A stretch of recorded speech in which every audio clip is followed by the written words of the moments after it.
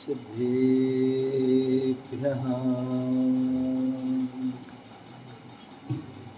ॐ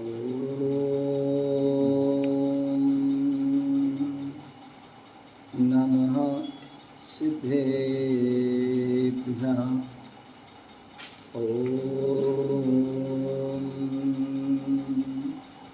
नमः सिद्धेभ्यः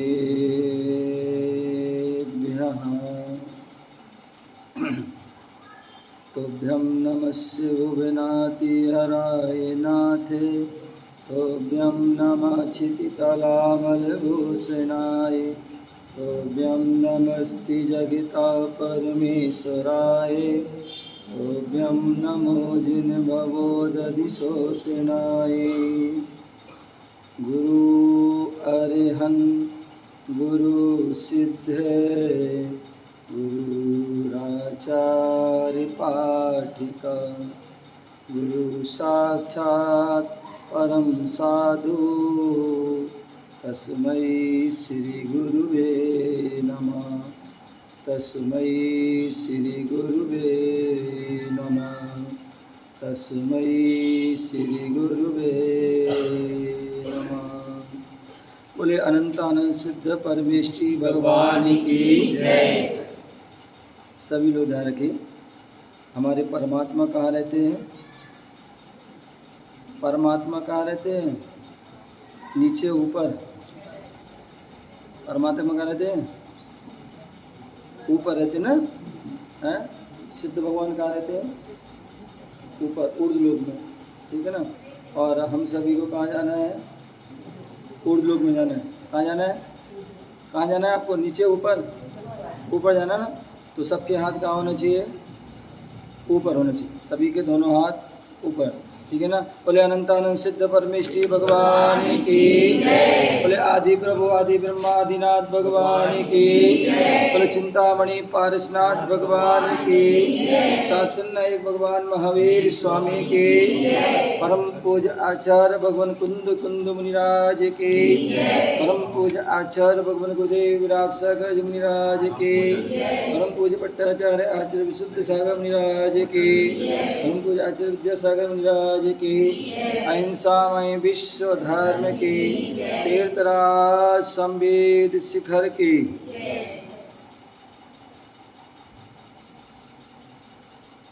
प्यारे बंधु, हम सभी भारत देश में रहते हैं।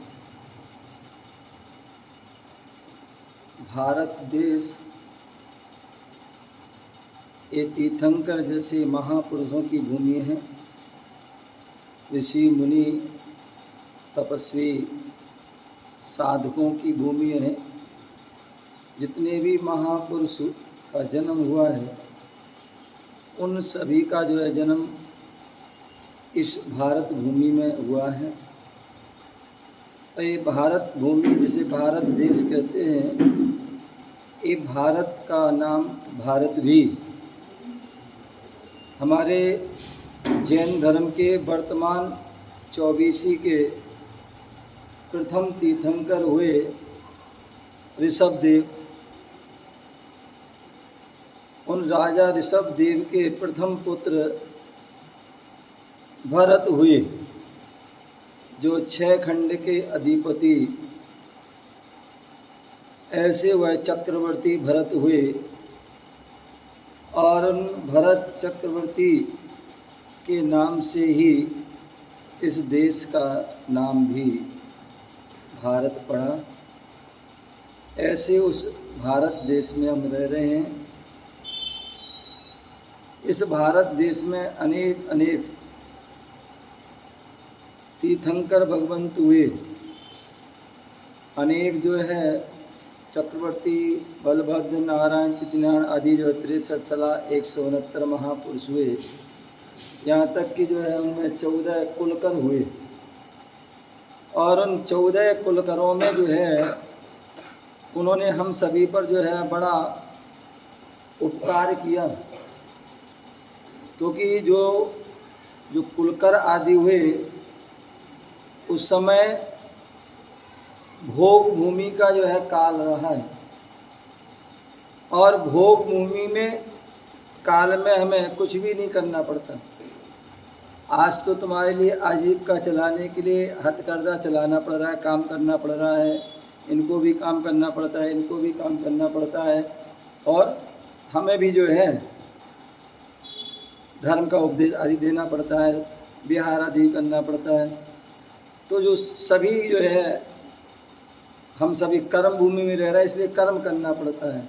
लेकिन उस समय जो है भोग भूमि का काल जो था, पहला दूसरा तीसरा, जिस समय जो है भोग प्रधानता रहती है, जहाँ विशेष पुण्यात्मा जीव रहते हैं, जहाँ कुछ भी करने की आवश्यकता नहीं है, वहाँ पर जो है कल्प वृक्ष रहते हैं, कल्प वृक्ष चाहिए।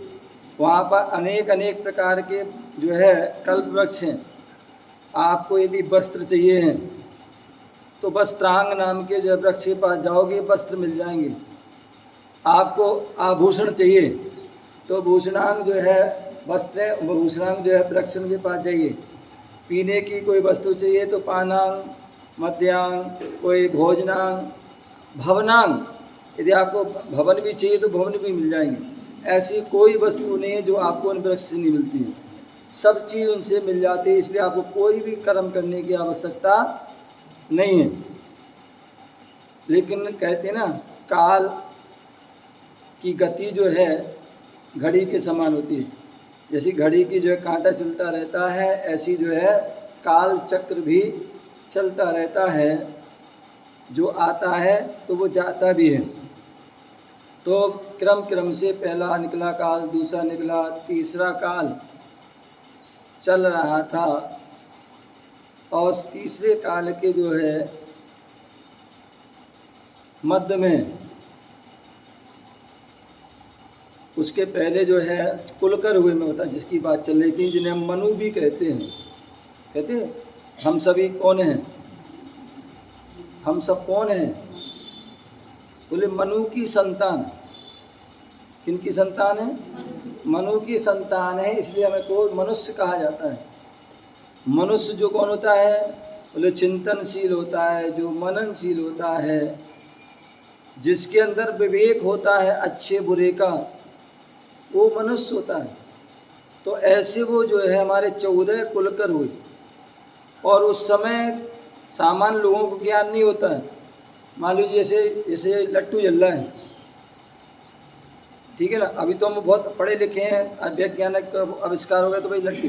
ऐसे ही पहले जो है आकाश में एक जो है सुबह सुबह कोई तेज जो है आभा निकली, और वो आभा इतनी तेज कि हम उसको देख भी नहीं सकते। थोड़ी दूर अगर थोड़ी, जैसे अब गर्मी पड़ रही ना, गर्मी में जो है ज़्यादा हम होने पर जो हमें तपस होने लगती है। जब ऐसा हुआ दिखा तो एक कुलकर हुए, उन्होंने बताया कि आपको इससे डरने की आवश्यकता नहीं है, ये हमारे लिए जो है सूर्य हैं, और सूर्य हमारे लिए जीवन में, हमारे जीवन को एक विशेष तत्व प्रदान करते हैं, अथवा जो और भी हमारे लिए बहुत सारी आवश्यकताओं की पूर्ति करते हैं। जैसे अंधेरा हुआ तो पुनः एक चमकता हुआ दिखा, बोले ये क्या है? बोले चाँद है। बोले जैसे दिन में वो रोशनी करता है, प्रकाश देता है, तो रात में ये प्रकाश, जैसे वो तपस देता है दिन भर, हमें गर्मी प्रदान करता है, तो शाम को ये हमें शीतलता प्रदान करेगी। तो वो सारा ज्ञान दिया। और भी जो है अनेक ऐसे जो है, जो हमें ग्रस्त जीवन जीना है, तो उसके लिए जो है कैसे विवाह आदि की पद्धति हो, उस विवाह पद्धति को उन्होंने बताया। कैसे जो है, बोले हमारे अंतिम कुलकर हुए नाभि राय। कौन से हुए? नाभि राय, जो ऋषभ देव, जो प्रथम तीर्थंकर उनके पिता, उन नाभि राय के समय जो है जब पुत्र आदि जो उत्पन्न हुए, तो जो है नाल उत्पन्न हुआ। बच्चे का अपन देखते ना, माँ से जो है एक नाल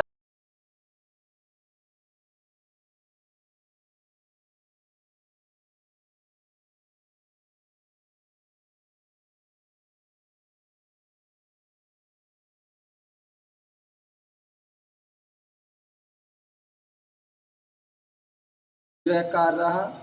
इसके अलावा आदि पुराण में आचार्य जिनसेन स्वामी ने कहा है कि ऋषभ देव को, जिन्हें आचार्य समंतबद्ध स्वामी ने बृहद स्वयंभू जो स्तोत्र में प्रजापति कहा है, प्रजा के जो है पति है, राजा हैं, पिता हैं, ऐसे उन ऋषभ देव ने भी जैसे कुलकर्णों ने शिक्षा दी, वैसे ऋषभ देव ने भी हमें शिक्षा दी। क्योंकि ऋषभ देव का जब जन्म हुआ तो फिर वो जो है क्या कर्म भूमि लग गई, और क्योंकि तीर्थंकरों का जन्म जो है कर्म भूमि होता है, भोग भूमि समाप्ति की ओर थी। कल्प वृक्ष फल देना कम कर दिया। ये जो चरखा है ना जो अपन चला रहे हैं, ये आज की देन नहीं है, ये ना आचार्य जी ने चलाया और ना ही महात्मा गांधी ने चलाया। ये तो जो है महात्मा गांधी हुए चाहे आचार्य जी, इन्होंने तो हमारे लिए उसको जो पद्धति थी जिसे हम भूल गए थे, जो विलुप्त हो गई थी, क्या ये पद्धति विलुप्त हो गई थी, उस पद्धति को हमारे जो महापुरुष होते हैं, गुरुजन होते हैं, उस पद्धति को पुनः जीवित करते हैं, पुनः उसको उजागर करते हैं। महात्मा गांधी ने किया, उसके बाद फिर विलुप्त हो गई तो आचार्य जी ने किया। ये पद्धति हमारे करोड़ों अरबों खरबों वर्ष पूर्व ये ऋषभ देव ने चलाई थी। क्या? राजा ऋषभ देव जब भोग भूमि जो है कल्प वृक्ष फल देना बंद कर दिया, क्या कर दिया? कम जो है तुम्हें वस्त्र चाहिए थे, वस्त्र मिलना प्रारंभ कम हो गए, लेने वाले ज़्यादा और मिलने कम, भोजन चाहिए भोजन भी नहीं मिलना बंद हो गया, सारी समस्याएं खड़ी हो गई। जब जो है लेने वाले ज़्यादा हों और देने वस्तु कम हो तो क्या होता है? फिर खींचातानी प्रारंभ हो जाती है, झगड़ा प्रारंभ हो जाता है, अनेक प्रकार की समस्या खड़ी हो जाती हैं। तो उन समस्याओं का समाधान कौन करता है? जैसे घर में कौन करता है? जो घर का मुखिया होता है, पिता होते हैं। ऐसी ही जो है राज्य का मुखिया कौन होता है? राजा होता है। यहाँ पर हम ये क्या है? राहतगढ़ है। ये पहले राजाओं का गढ़ रहा है। मैं आज अभी गया था, ऊपर शुद्धि करने गया था, तो पूरा जो है गढ़ तुम्हारा किला देख के आ रहा हूँ और विचार कर रहा था मैं कि एक समय जहाँ पर जो है पूरा राज दरबार लगता होगा, पूरे राजा महाराजा पूरा उनका पूरा वो रहता होगा, पूरी जो है परकर पूरी जो है प्रजा रहती होगी, कितना जो है उस समय शोर शराबा कितना वो होता होगा। लेकिन आज मैं देख रहा हूँ वहाँ एक चिड़िया भी जो है चेक करने वाली नहीं है, खंडर पड़ा हुआ है। जहाँ बनाने के लिए कितने मजदूर लगे होंगे, महल को बनाने के लिए, राज बनाने के लिए, पूरा किला बनाने कितने मजदूर लगे होंगे, और कितने राजा महाराजाओं ने राज किया होगा। लेकिन वो जो है ना मजदूर बचे, ना मजदूर बचे और ना ही वो राजा बचे, बचा तो वो खंडर महल बचा हुआ है। इसलिए कहते सबके दिन एक से नहीं होते, जो है सो है। तो इसलिए कहने का तात्पर्य कि जो है उस समय जो है हमारे आदिनाथ ऋषभ देव ने जब ये जो समस्या खड़ी हुई लोगों की कि उनके पास न वस्त्र हैं, न मकान बचे, न खाने के लिए कुछ बचा, तो क्या करें? सारी प्रजा राजा के पास आ गई, त्राही त्राही मचने लगी कि राजा आप ही कुछ उपाय बताएं, आप हमारे पिता हैं, राजा हैं, आप हमारे सब कुछ हैं, आप ही हमारी समस्या का हल कर सकते हैं। तो उस समय राजा ऋषभ देव ने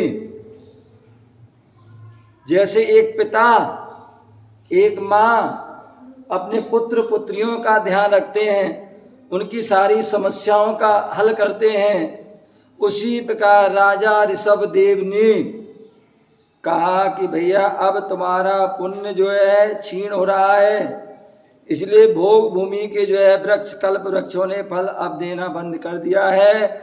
अब आपको कर्म करना होगा, कर्म करना होगा, क्योंकि अब कर्म भूमि लग चुकी हैं। कर्म करना होगा, कर्म करोगे तभी आपको फल मिलेगा। इसलिए आप कर्म कीजिए। तो उस समय जो है राजा ऋषभदेव ने षट कर्म बताए। क्या बताए? षट कर्म, जिसमें सबसे पहले तो मुख्य दो बताए, या तो आप ऋषि बनिए या दूसरा कृषि कीजिए। क्या कीजिए? ऋषि बनिए। ऋषि मतलब ऐसे दिगंबर भेष को धारिए। ऋषि मुनि यति अनगार, ये हमारे चतुर्विध संघ होते हैं। या तो आप ऋषि बनिए, जो रिद्धि संपन्न होते हैं, ऐसे वो ऋषि होते हैं। मुनि जो अनावश्यक नहीं बोलते हैं, अनावश्यक बातों के लिए मौन रहते हैं, अनर्गल की क्रियाओं के लिए वह उनका सब मौन होता है, इसलिए वह मुनि होते हैं। यति जो मोक्ष मार्ग का यत्न करते हैं वो यति होते हैं। अनगार जो घर के त्यागी हैं, आरंभ सारंभ के त्यागी हैं, परिग्रह के जो त्यागी हैं, ऐसे वो अनगार। आप कौन हो? आप कौन हो? अनगार हो? अनगार हो? ठीक है, मुंडी हिला रही। क्या हो? अनगार हो क्या? आप लोग सागार हो। क्या हो? सागार, क्योंकि घर से सहित हो, परिग्रह से सहित हो, आरंभ सारंभ से सहित हो, इसलिए क्या हो? सागार। मुनिराज है अनगार, क्योंकि सब त्यागी हैं। तो इसलिए उन्होंने सबसे पहले बताया या तो ऋषि बनिए, आपको कुछ करने की आवश्यकता नहीं, आपको सब कुछ मिलेगा। जैसे हम लोग हैं, कुछ भी नहीं करना पड़ता, अनवरत अपने जो है ज्ञान ध्यान तपो रखता, अपने आप सब कुछ मिलता है, सब समय समय पर। तो या तो ऋषि बनिए, मुनि बनिए, अथवा कृषि कीजिए, मुख्य रूप कृषि। और उसके अलावा जिसकी जैसी योग्यता है कृषि करिए। मसी माने जो है लिखना आदि, असी मसी कृषि, असी जो है तलवार आदि, जो अस्त्र शस्त्र जो चलाने में सक्षम है, बलशाली हैं, वो क्या करें? रक्षक बने, सैनिक बने, देश की रक्षा, राष्ट्र की रक्षा, अपनी रक्षा। तो उसके लिए क्या करें? असी मसी कृषि, वाणिज्य। क्या करिए? व्यापार कीजिए। एक वस्तु लीजिए और एक वस्तु, किसी को कपड़ा चाहिए और किसी को गेहूँ चाहिए, आपस में क्या कर दिया? क्या कर दिया? रुपया अपनी चीज नहीं है, ये तो बात की चीज है। पहले तो हमारे जो है ये ऐसा लेन देन व्यापार होता था, ठीक है ना? किसी को कुछ चाहिए, किसी को कुछ चाहिए, आपस में हो गया, ये वाणिज्य हो गया। शिल्पी जो आजकल अपन देख रहे हैं, पत्थर आदि पर कढ़ाई होती है, मतलब जो क्या बोलते हैं उसको, चित्रकारी नक्काशी होती है, अथवा लकड़ी की। अभी हम लोग जो है विदिशा में थे, तो विदिशा में जो है किसी जैन भाई की फैक्ट्री थी, तो वो करते हैं लकड़ी के जो है दरवाजे आदि पर आदि, और भी सिंहासन आदि, जो भी लकड़ी के जो भी काम होता है उस पर जो है वो करते हैं, नक्काशी आदि करते हैं, पूरा उसका जो है डिजाइन, कार्बन आदि काम करते हैं। ये सब क्या है? ये शिल्पी है। क्या है? और कोई जो है और भी ये धातु पर करते हैं, धातु आदि पर भी करते हैं, और मूर्ति आदि बनती हैं। ये सब क्या है? उसकी शिल्पी है। आप ये भी है, ये कपड़े पे कर रहे हैं। क्या कर रहे हैं? यहाँ पर हम चरखा के माध्यम से चरखे पे हम देखिए कितनी बड़ी अच्छी चीज डिजाइन कर रहे हैं। तो ये भी क्या है? शिल्पी। अंत में कला जो हम कागज के आदि के माध्यम से हम चित्रकला आदि में बनाते हैं, चित्र बनाते हैं। कोई अभी हम जो है मंदिर में गए थे, बीच वाले मंदिर, यहाँ पर भी कांच पर जो है अभी देख रहे थे जो है कांच पर हम जो है किसी पर कुछ भी चित्र बना देते हैं, कोई भी जो हम कला कर देते, कारी कर देते हैं, लिख देते हैं। तो ये सब क्या है? ये सब बोध किसने दिया? ये सब जो है बोध देने वाले थे तो हमारे जो है जैन धर्म के प्रथम तीर्थंकर ऋषभदेव।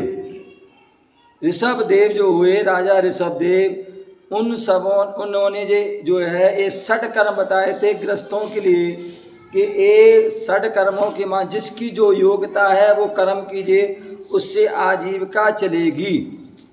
इसलिए वो हमारे प्रजापति हैं, आदि ब्रह्मा हैं, उन्हें 1008 नामों से हम उनको जानते हैं, वो सब उनके गुणों के नाम हैं।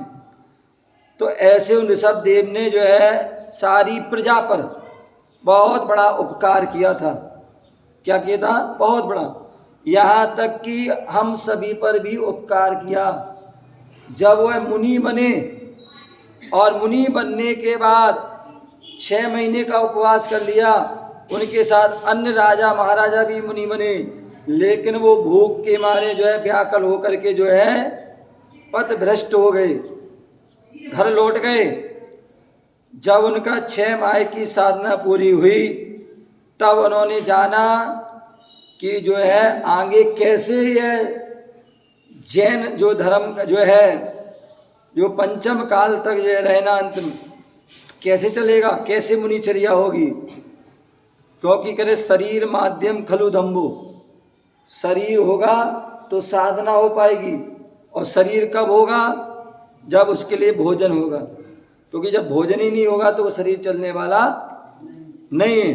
तो इसलिए क्या हुआ, 6 माह साधना होने के बाद उनके ज्ञान में जगा तो वह आहार के लिए निकलते हैं।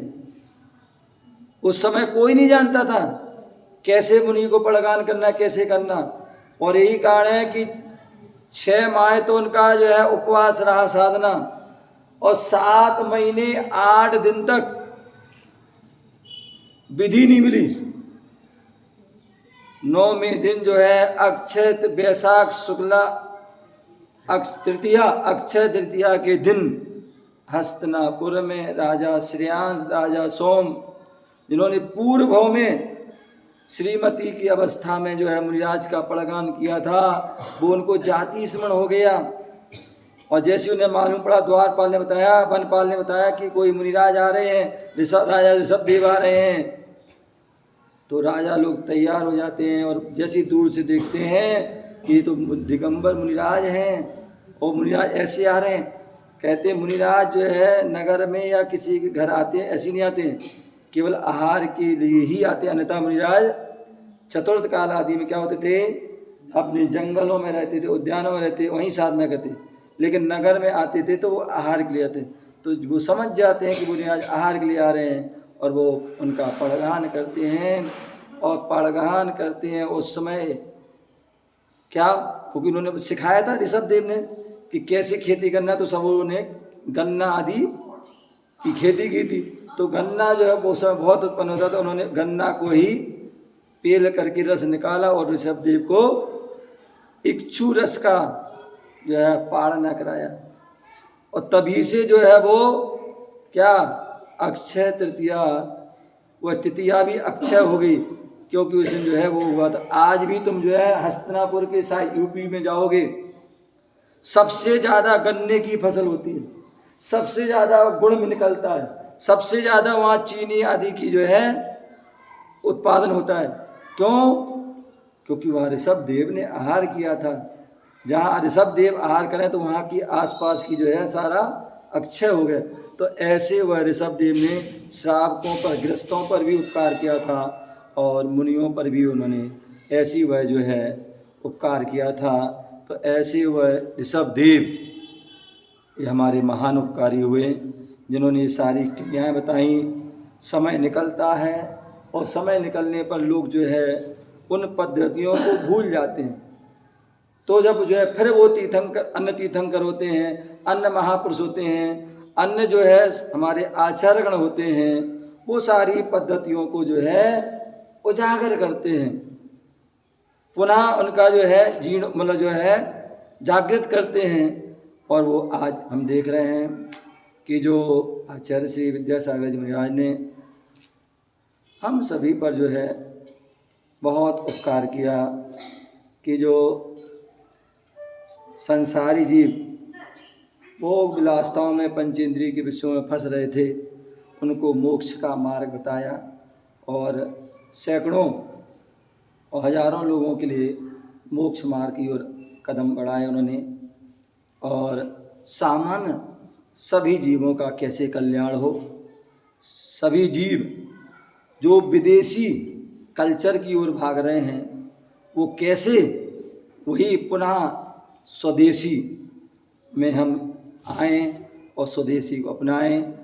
तो ऐसे उद्देश्य से ये जो हथकरघा आदि जो है खुले और भी बहुत सारी गौशाला आदि अनेक प्रकार से वह ऐसे जो है चीज़ें हुई जिनके माध्यम से सभी को रोजगार भी मिले और हमारा देश तरक्की करे। और आने वाली जो पीढ़ी के लिए मैंने कहा ना कि लोग चले जाते हैं लेकिन जो संस्कार जो दे जाते हैं वो कहते हैं एक बोले 1000 जो है बुझे हुए दीपक एक भी जो है दीपक को नहीं जला सकता, और ये एक दीपक यदि जला हुआ वो हजारों को जला देता है।